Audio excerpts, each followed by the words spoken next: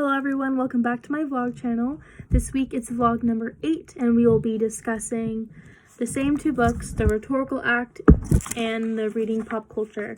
We went over chapter 5 of The Rhetorical Act last video, so if you want to know what that is, go to the previous video and watch that, because we're not going to go over it again. We're still discussing chapter 4, music. How does popular music reflect and express our identities? But this week we will be focusing on the paired readings, which is about Pop of Ages, and the two paired readings we'll be going over are by Judy Berman and Saul Austerlitz. Judy Berman's Concerning the Spiritual in the Indie Rock, and Sam Austerlitz's The Pernicious Rise of Poptimism. So the first one we will be going over is by Judy Berman, again, Concerning the Spiritual in Indie Rock.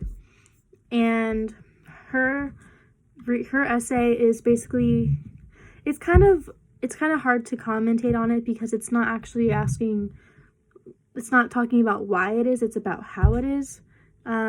She focuses on comparing Kandinsky to indie rock in the spirit of the art, which is a religious type of influence that comes to the genre. She makes it difficult to respond because she's not talking about why she thinks this, it's about how she thinks it, which is a little bit confusing. She states that Kandinsky saw the original spiritual as earthly and as opposites, but for indie rock spiritual explorers, they're linked together, which differentiates the genre from the others. The second one is by Saul Austerlitz, called The Pernicious Rise of Poptimism. Yes.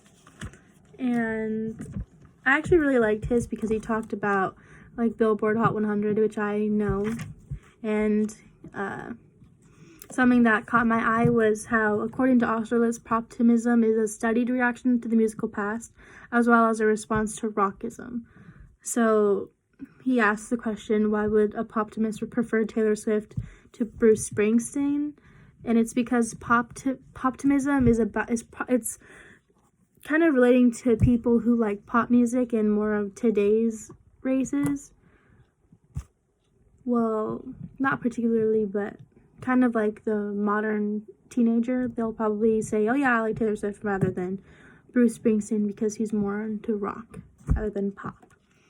But Austerlitz, he calls out the critics who spend their time, gratifying the fans of popular music, citing how one critic who doesn't like Beyonce's new album quickly changes his statements because of the angry fans that come after them. He states that instead of critics, being honest anymore about artists and their music, they are writing what the fans want to read, and like what they want to hear.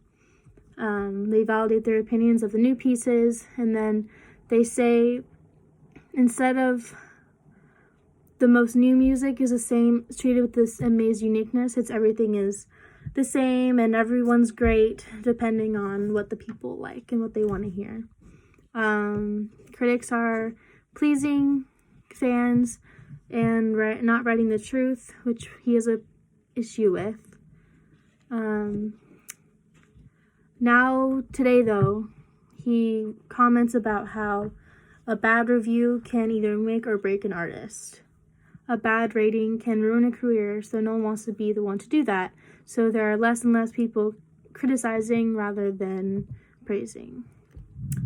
Austerlitz also talks about critics who refuse to touch mainstream music and how they're doing a disservice to their fans of blocking out an entire genre of music to its viewers.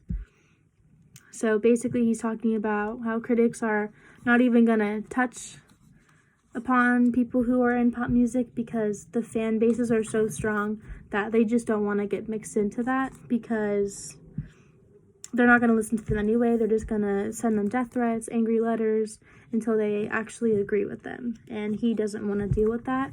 He misses the old past when critics didn't care about what other people thought and they would just say the truth, and people respected that.